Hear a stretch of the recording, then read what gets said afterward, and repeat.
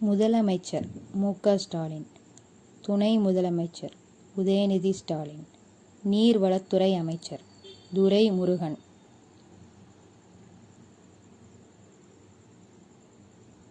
நகராட்சி நிர்வாகம் கே.என். நேரு, ஊரக வளர்ச்சித்துறை இ. பெரியசாமி, வனத்துறை க. பொன்முடி,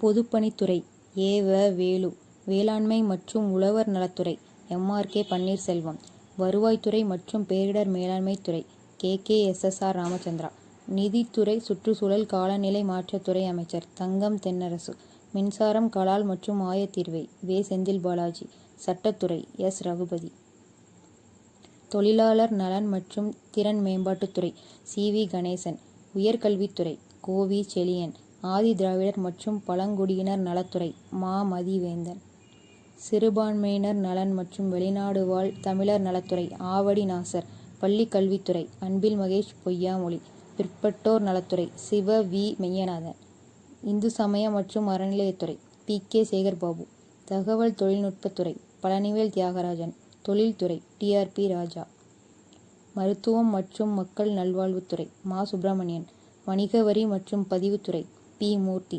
போக்குவரத்துத்துறை எஸ். சிவசங்கர், வீட்டு வசதி மற்றும் நகர்ப்புற வளர்ச்சித்துறை சு. முத்துசாமி, கூட்டுறவுத்துறை கே.ஆர். பெரியகருப்பன், ஊரக வளர்ச்சித்துறை தா. மோ. அன்பரசன்,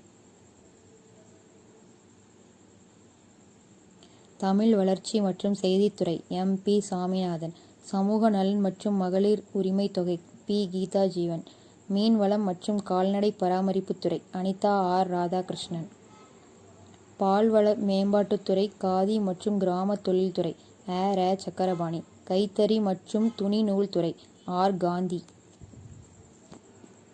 மனிதவள மேம்பாட்டுத்துறை மற்றும் முன்னாள் இராணுவத்தினர் நலத்துறை என். கயல்விழி செல்வராஜ்.